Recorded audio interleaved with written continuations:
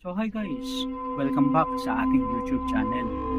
So, pag-uusapan natin ngayon at pagkikwentuhan ay tungkol na naman sa mundo ng katatakutan, kababalaghan, sindak-sindak, kakapaninipan.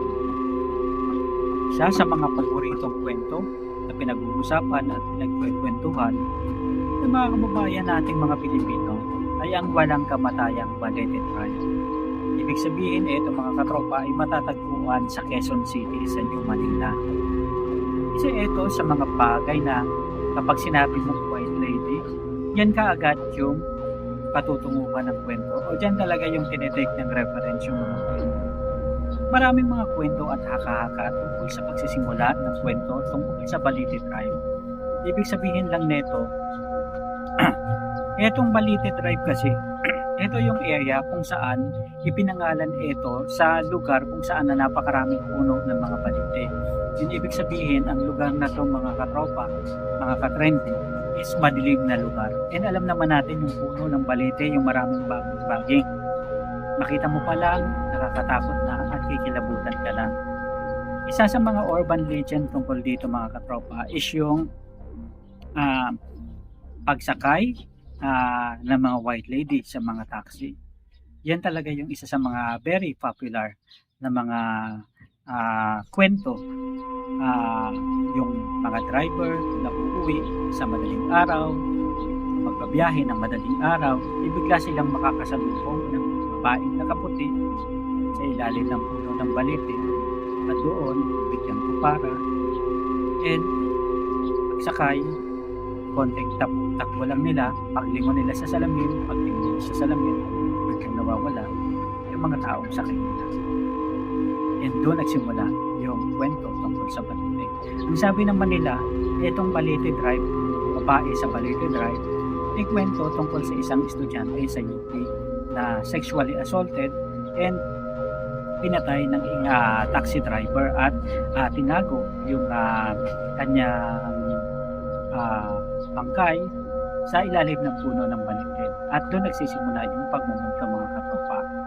Ang sinasabi naman ng iba is merong nakatira sa isang mansyon sa linyada o nakalinya sa Balete Drive.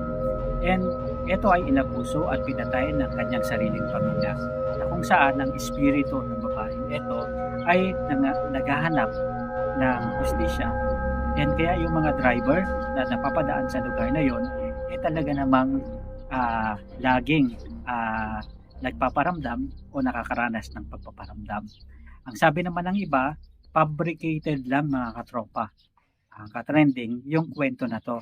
Dahil yung 1953, merong interesting story na tungkol nga dito.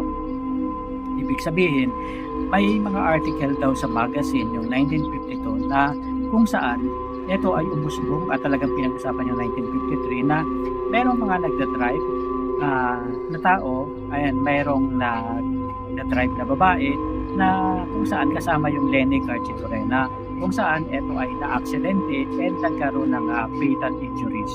And doon na pinag-usapan na bakit ba na-aksidente, anong dahilan, and doon nagsimula yung kwentong bayan na pag-usbong nitong babae sa Balete Drive na sabi nila pinalawak lang para at least mabenta, mabili yung magazine article na yun. Pero hanggang sa ngayon, hindi pa talaga malaman kung gaano ba katotoo yung mga kwento na yun. Dahil puro kwentong barbero, kwentong bayan lang ang tungkol sa pinag-uusapan na hiwaga sa Balete Drive. Actually, meron nga mga pelikula na hango dito mga katropa, yung hiwaga sa Balete Drive na babae sa Balete Drive, kung saan yung 1988 nagkaroon pa ng horror films tungkol dito na ano ba yung mga experiences ng mga taxi driver. And sa katunayan, merong exclusive yung Netflix na anime na influence ng 13. Ito ay yung mga features tungkol sa Balete Drive and talagang dito matatagpuan yung 13th Street sa New Manila na nag-intersect sa Balete Drive. So itong mga kwento na to mga katropa is although nakakapangilamot pero kwentong bayan na masasabi mong totoo kung maraming nagkikwento nito. And parang huwag ka panipaniwala kasi kung hindi lang isa yung naka-experience, ibig sabihin marami. Ang kwento kasi nila mga katropa, ibig sabihin yung mga taxi na alam naman natin yung mga taxi noon, di ba? And alam natin kung gaano kadilim sa Manila noong mga unang panahon, noong mga 80s, 90s, eh talagang madalang yung mga sasakyan dyan. And kapag napunta sa area na yan, sobrang dilim na halos kilabutan ka na.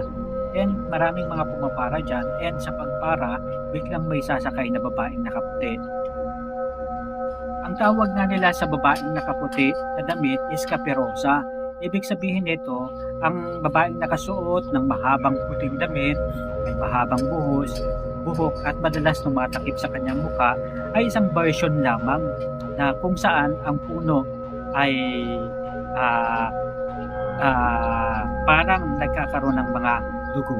So, ito talaga yung medyo nakakapangilabot na kwento tungkol dito sa Balete Drive. So, ibig sabihin mga katropa, yung white lady, babaeng nakaputi, tinatawag na kaperosa.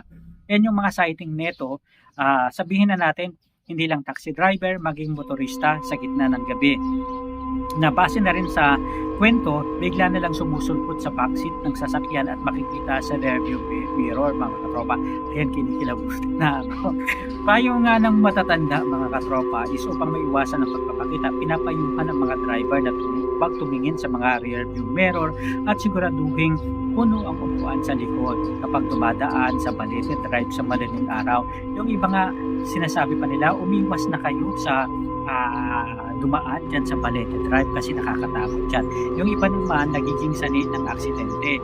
Sabi nila, dati raw, isa pa sa mga urban legend is yung babaeng nasawi na hit and run, na aksidente ng sasakyan yung 1950 sa mismong kalsada. Isa yan sa mga pinag-uusapan na anggulo. Yun, ganon din yung biktima ng karahasan na pinatay ng mga sundalo noong panahon ng World War II. And yung kay Lenny Garcia Torena na nasabi ko na kanina, at yung kwentong di sinasadyang ipakalat. Alam niyo naman na yung kapag kwento sa isa, dire-diretso may kwento sa kapila.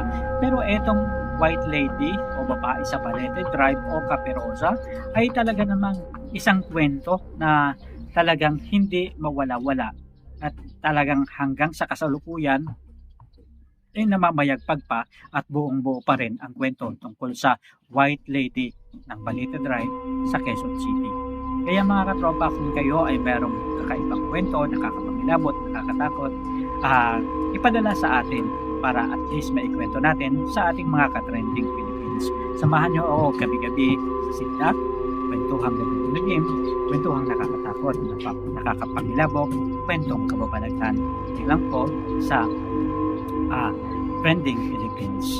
Pinoy True Horror Stories. Sa muli, maraming salamat. Paalam.